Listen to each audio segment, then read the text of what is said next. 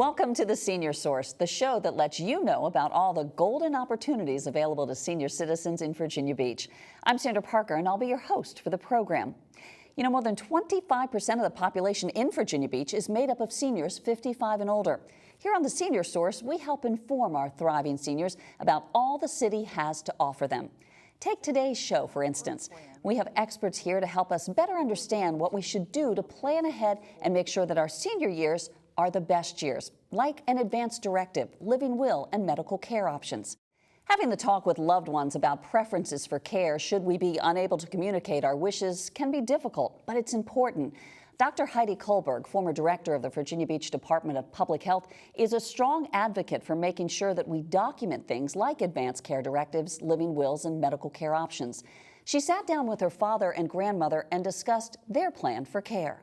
An advanced care plan, otherwise known as an advanced care directive or a living will, is a legal document which only goes into effect if you're incapacitated and unable to speak for yourself.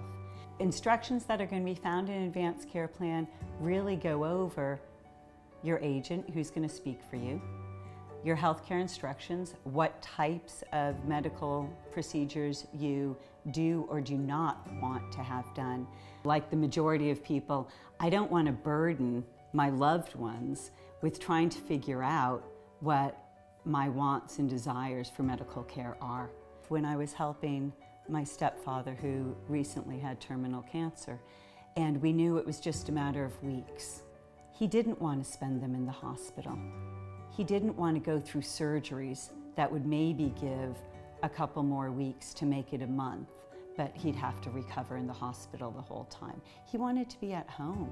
So there are very different phases that we each go through in our life, and the advanced care plan can be adapted at each phase of our life. It is an important feeling that you're taking care of your responsibilities and not putting them on somebody else's shoulders. So you make the decision, and that's what I think families are for.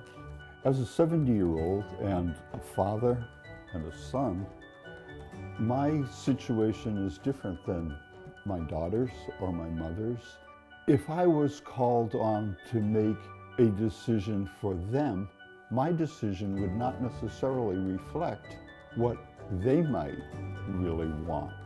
And so having an advanced care directive gives us a guarantee that our wishes are what is going to be followed, and nobody else is going to have to make this decision for us. So once I have an advanced care plan, what do I do with it? Okay, you know, first thing is I want to make sure that the person or people I've chosen as my healthcare agents, my primary care provider, my doctor, has a copy of the plan. And there is a national registry that I can upload or send my plan to. It gets put in a national database, and I get sent a little wallet-sized card that will make it known that I have a directive on file, so that if I ended up in a car accident, you know, and the paramedics took me to a hospital, if they looked through my wallet, they'd see that card. Thinking, learning, deciding, talking, and recording are really the key steps. Advanced directives are not just for older adults. Unexpected end-of-life situations can happen at any age, so it's important for all adults to prepare these documents and share your wishes. Next up, we're going to dive deeper into advanced directives when we sit down with Lori Shaw. She's a public health nurse manager, and we are just getting started because there is much more still to come on the Senior Source. All right, now we're going to go to the phone lines. Caller, you're on the air with Jay Real. Hi, is it true that Virginia Beach is going to build a ski slope at the ocean front, complete with man-made snow? Oh my goodness. I'd like to know how.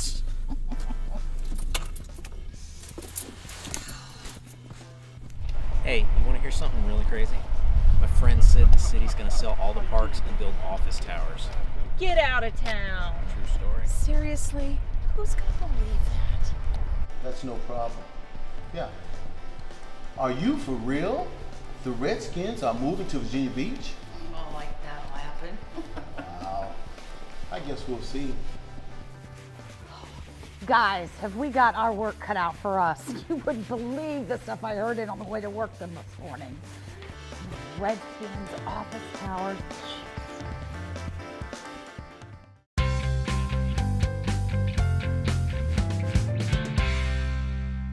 Well, death is a subject that no one likes to talk about, but planning for the inevitable, well, that can make the decision process a lot easier for those who are left behind.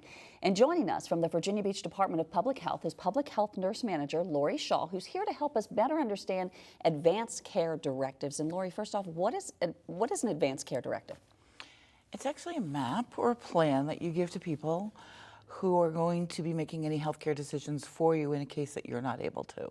It's leaving them direction on what your wishes are and how you're going to want to move forward in either protecting your life or ending it. It's either which. It doesn't necessarily have to focus on, I don't want you to do anything, but it actually outlays everything that you want. Why is it so important? I mean, why obviously, I'm guessing it helps the people who are here trying to struggle with decisions. Why is it so important to do it, and when should you do it? So, why is it important? The biggest reason is because of what you just said. The folks that are left behind are really struggling. They're going to be having to make decisions on the fly. If you're in that kind of a situation, obviously it wasn't planned, it's critical. So now you're asking people to say, well, what does she want? And then you might have a few people that are gathering, well, she told me this, or someone said she told me that. So you want to be able to take that and make that whole process easier for those that are left. The other side of that too you want to think about is that this is not, it's a transition. It's not that you're, and depending on what your belief system is, but you're transitioning in your life. What's your next step? It doesn't necessarily have to be such a bad moment. If you're in crisis, then the problem becomes, are the decisions that you want being made the way you wanted them to? And you know, we recommend that people think about it once you become an adult, 18, 21. Think about it then. Obviously, you're going to want more life-saving things to be done. You might want the CPR and the ventilator. It all depends upon if you have a diagnosis that goes with it. What is it that you want that will make your transition the peaceful transition that you're looking for? So if you're saying people, you know, can make it as early as 18, at 18, I might have a different perspective than I would at, say, 55. Exactly. So do you change it? Do you alter it? All the time. It's like it's a living document. And the idea is to know what you've put in there. You want to be sure that the people that you've named in that document have copies of it. You want to have copies of it in important places where you keep your important papers.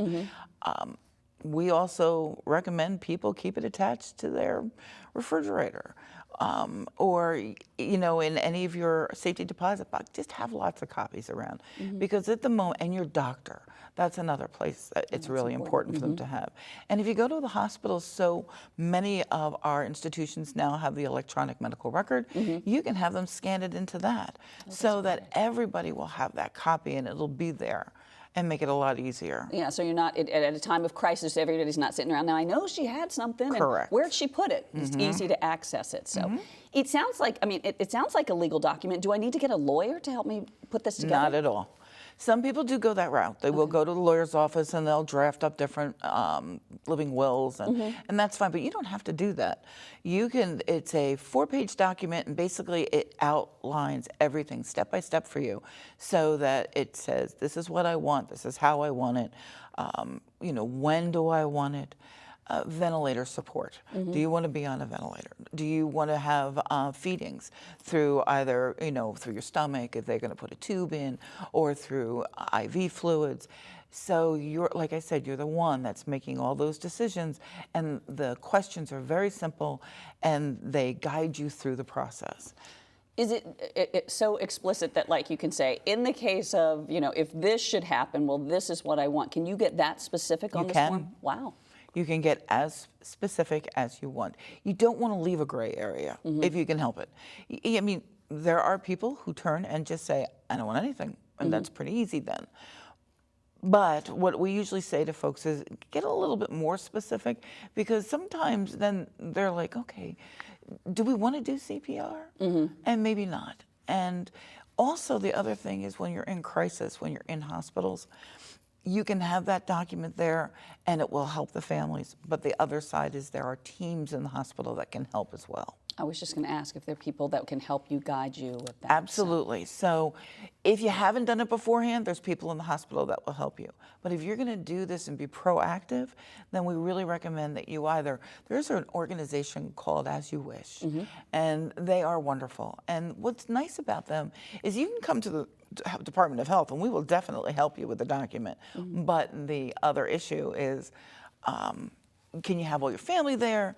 Where As You Wish will come to your home, will have all the people there that you want, and you can all discuss it, and they can hear your views. Oh, that's wonderful. Lori, thank you so much for all very this welcome. great information. So hopefully folks were able to take advantage of this great advice. If you didn't get a chance to take notes, don't worry, at the end of the show, we're going to tell you how you can get more details on this subject and more information on another important topic, money, and how to better budget for those retirement years. Up next, we're going to tell you about a Virginia Beach program designed to do just that. Stay with us.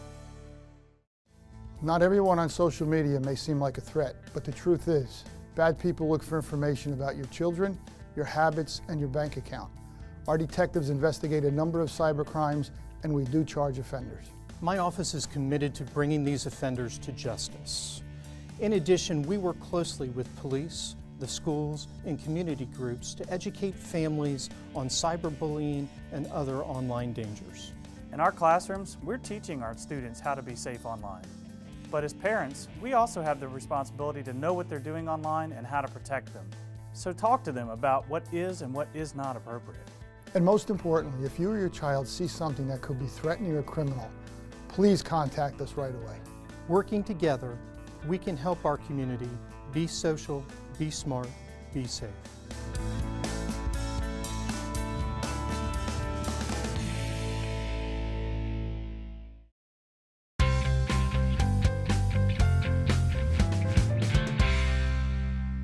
Simple changes can make a big financial impact. Seniors transitioning into their retirement years can sometimes face unique sets of challenges. Bank on Virginia Beach is a program designed to help participants take control of their finances. The program offers a 10-month course along with resources that participants can use to develop a basic plan to increase financial security. Now, participants are going to learn techniques to increase income, grow savings, reduce debt, build credit score, and protect assets. And here to tell us more about the program is Lori Irwin, who's from the City of Virginia Beach Human Services Department. She's the Financial Empowerment Coordinator for Bank On. And we also have Gwendolyn Brown, a recent graduate of the program, joining us. Thank you, ladies, for being with us. And first off, Lori, let's start with you. What is Bank On and who's eligible for this? Well, thank you for having me. First of all, Bank On is an awesome program. It allows working adults, and actually we serve adults of any age. But what we find is that a lot of times when people think about people in financial need, they think about the younger generation that may not have been trained. But there are times where we have transition and our financial circumstances change. And those are times to be able to take a step back, take a look at our finances, see what can be done differently, and then map out a new plan to get you where you want to go. So Bank On offers classes for free. And 10 months. The way it works is we attend a class once per month, and then there's a volunteer coaches who meet with you one-on-one to help you, not to give you advice necessarily, but to encourage you and to explore other options together with you, and you're always in charge of your decisions. So there's no things being marketed. It's just really all about the participant going through the program, getting the help they need when they need it. So, Lori, it sounds like to me the program is like you are in charge of your financial destination, but these volunteers and that one-on-one training you get helps you think about maybe things that you didn't even know were opportunities or places where you could be saving. Absolutely. We don't know what we don't know. And so that's a great opportunity for us to learn a little bit more about the different aspects of our finances, but also then to personalize it and apply it to our own situations and make sure that we know that what what options are best for us and explore the pros and cons of the different choices that might be on the table for you. We see seniors a lot of times will come to Bank On because they have faced a transition where perhaps their income has changed and they're dealing with how do I live within limited means or lesser means. We see people, more seniors coming with debt into their senior years and mortgage debt, and we want to help them navigate how do we more aggressively pay down that debt to give you more cash flow during the course of the month. Seniors oftentimes are in a situation where they're doing caregiving for the older generations and for the younger. And so that can deplete your limited resources. And so navigating those kinds of situations. And finally, I see seniors are greater targets for identity theft and fraud. And so have greater awareness of the ways that fraudsters try to separate you from your funds, and how can you best protect yourself. And they are really good at trying to separate you from your money. It is scary. Okay, Gwendolyn, let's talk with you now. Now, you are a recent graduate of Bank On. I am. Yes, so I am. what made you say, you know what, this sounds like a program that might help me? What was going on with you? I always had the money to pay my bills, but just prioritizing what I should pay first, second, third. The thing is that I would have the money, but I would let my bills go beyond the due date. So it really helped me to organize I had a booklet, organize the booklet on what to pay first, and actually to save money and to take care of credit debt. So I was able to pay off a few credit cards, prioritizing so that I could put more money on other cards and get that paid off. So it really helped me tremendously with organization, because I was just getting bills and putting it here, putting it there, not really putting it all together so that I could pay off these bills or pay the bills. So it really gave me some organizational skills, which is really great. It has helped me tremendously, and I've carried it over into even today I'm doing that, and I feel much better and relieved that I don't have to worry about, oh my gosh, I found this bill, I didn't pay it, and calling the credit company or calling the organization or the company and saying, I forgot to pay the bill, or I misplaced it. Can you give me a grace period? Can you not charge me the fee, fee that, because it's late, the late fee. So I was really glad to get that information and just to learn. So it's really helped me a lot, and I recommend it greatly for everyone to take, old, young, whatever. It was really great. Now, you were telling me before we went on camera, you were telling me for you it helps you because of the career that you have. Sometimes there are periods that you're not bringing an income in. You're a hardworking woman who pays her bills, but you have a time. So getting organized, I guess, and figuring out a way to save for that time was also important too. Yes, I had a period where I had maybe 10 months of no employment because I worked on a grant. The grant ended and I was looking for something else. So in the midst of looking for something else, 10 months had passed by. So I was able to live off of my savings, which helped me tremendously. If I didn't have those savings, I don't know where I would have been. So I always say, put aside a little money so when rainy days come, you can at least buy an umbrella. And indeed, that's what happened to me. And I'm grateful for the organization that I learned in Bank On. Oh, that's wonderful. So it sounds like you're helping many people like Gwendolyn. That's wonderful. Yes, absolutely. And oftentimes seniors, as they get into semi-retirement, find themselves where they're trying to look for their sense of purpose in their new careers or their new way of life. And Bank On is run completely with volunteers. So if there's seniors who are looking for volunteer opportunities, we actually have a method of training them, getting them prepared, and giving them an opportunity to serve. All right, so great. An organization that can help seniors and a place for seniors to go to help others. So Absolutely. Thank you both for being with us. Appreciate it. Appreciate you having you. Now, if you'd like to learn more about the Bank On Virginia Beach program, you can find information about it at vbgov.com/bankon. When we come back, we're going to have information about some other programs offered through the Human Services Department to help the city's older population. Stay with us.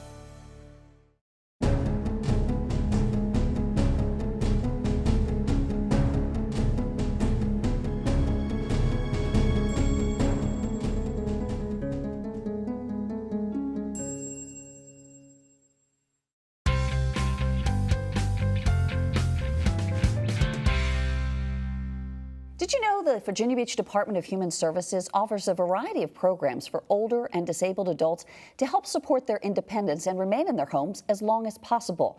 And with us now to tell us more about the types of programs that are available is Wendy Swallow, who is from the Human Services Department. And Wendy, thank you for being with us. Thank you for having me. There are quite a few programs that you guys offer. I know one of them is the Companion Services Program. How does that work and what exactly is that?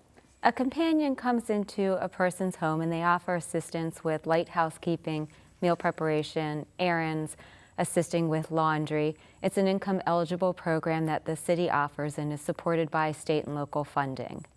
A person can call our intake hotline at 385-3550 and request to receive a companion, and if we are unable to assist them at this time, we will place them on our wait list, and they will be contacted when their name comes to the top of the wait list to have a social worker come out and meet with them to see if they qualify.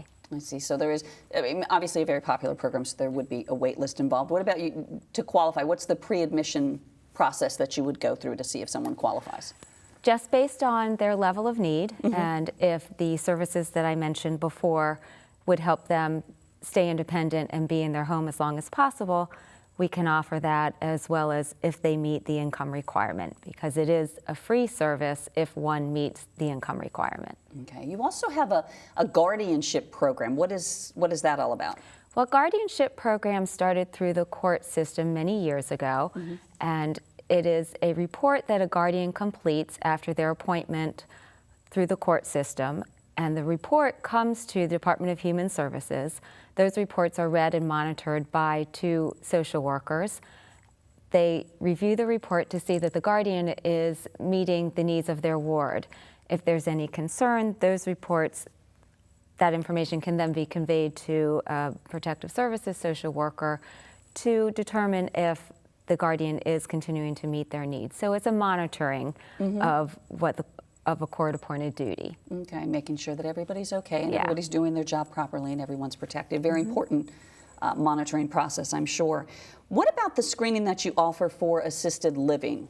What is, how does that work? So assisted living is a program that offers additional support to older adults and younger disabled adults when they need assistance, hands-on assistance, such as bathing. They can do some things for themselves, but they need supportive services.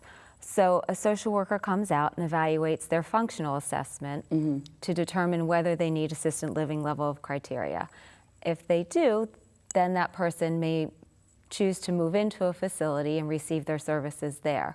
That is also can be a Medicaid-funded program through an auxiliary grant. Some facilities may accept an auxiliary grant, and other facilities will rely upon a person to pay privately for that care. And that is obviously, like, from companionships, that's a level up of care, needing the care that folks would need for that. What about, you do adult foster care as well? What is that? And adult foster care is a program that the city offers. We certify homes. We can have up to 3 individuals in a person's home, and they provide similar level of care that an assisted living may provide. It is a private person's home, so it's a home-like setting. People become family to those providers that we have, and the city oversees the program with the certification, and we have social workers who work with the providers and the clients in the program. It's a wonderful alternative to assisted living because it's more like a home and not a facility. And I would imagine that that's got to be beneficial for everybody involved, because I mean, with especially a military population in our community, to have somebody that they're kind of foster, a grandparent, maybe that, you know, if they're moved away from home and they don't have they have somebody that they can kind of, you know, watch out for, and, you know, give a grandparent kind of level for their children to be around. So I would imagine it's beneficial all the way around. It is, and our providers are very knowledgeable and really enjoy having those adults in their home, and they have a great relationship together. Oh, that's wonderful. You guys have a lot of programs going on and a lot of assistance available for many members of our community. So thank you very much, Wendy, for telling us about it. We appreciate that. And if you want to learn more about any of the programs that we've spoken about here today, to see if you or maybe a loved one is eligible to participate, you can call that number that Wendy gave us, which is 385-3550, if you get more information there. And of course, stay with us, because up next, we are heading to the beach for an intergenerational experience. This is my daughter, Caitlin. She was a model student, an athlete, a sister, and a mother. She was taken from us because of a heroin addiction, but her story doesn't have to be your story. Our community is seeing a rise in heroin and opiate overdoses.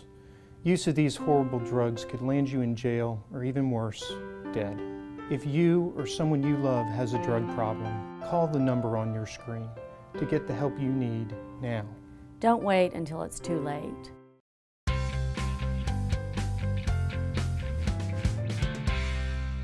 A few things beat a day at the beach, and that is exactly what some graduating 5th graders from SeaTac Elementary School and Achievable Dream Academy got when they spent a special day at the Bay recently. The school has a partnership with Westminster Canterbury on Chesapeake Bay, and as part of the community's Wellness for Life initiative, students have a unique opportunity to interact with seniors to learn outside of the classroom. Take a look. I feel that now everyone's just brought together by everyone laughing and happy and all the people that live here. I'm not sure who has more fun, us or the kids, but it's a joint effort for sure. It's SeaTac's annual Play on the Bay Day. It is our highly anticipated end-of-year 5th grade event. The connection is that Westminster is one of our partners, and we have this event every year. The seniors come out, they work with our kids, they teach them games, and on this day we come out and we actually play the game with the seniors. We really love any opportunity for intergenerational activities. So any chance to mentor or to kind of give back to the community, our residents really love that. That's really what they're passionate about, and they just have a wonderful time with the students every year. I love the fact that a lot of things in here require teamwork and utilize the chance to bring everyone together in peace and harmony. It is a great way to take advantage of the opportunity to have fun and relax after SOLs and lots of stress that we have had because of our SOLs. One of the things I think they recognize is how much the seniors mean in terms of coming to the school, showing them how to play ping pong and interacting with them. To be able to come now and be in that space and hang out with them where they live and where they stay, I think the kids just really embellish. They really enjoy this moment. They love it. We felt like rock stars when we came in. Everybody was happy to see us. They were waving, cheering us on, so it's a great experience. It helps keeps us young, and hopefully it gives them an opportunity to interact with an older group. Maybe their grandparents, maybe they don't have any grandparents, and we kind of act as a surrogate, if you will, at least for a day. It's a day for them to really learn some new things. It's a day for them to create some new friends, and it's a day for them to really take a deep breath again and just enjoy the moment.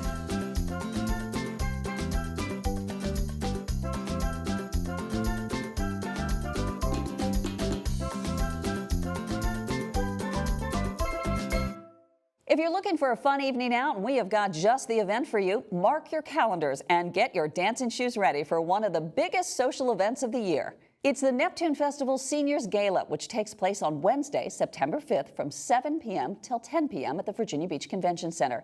Partygoers at this event are going to enjoy a delicious dinner buffet, cash bar, and the lively sounds of big band music that will make you want to dance the night away.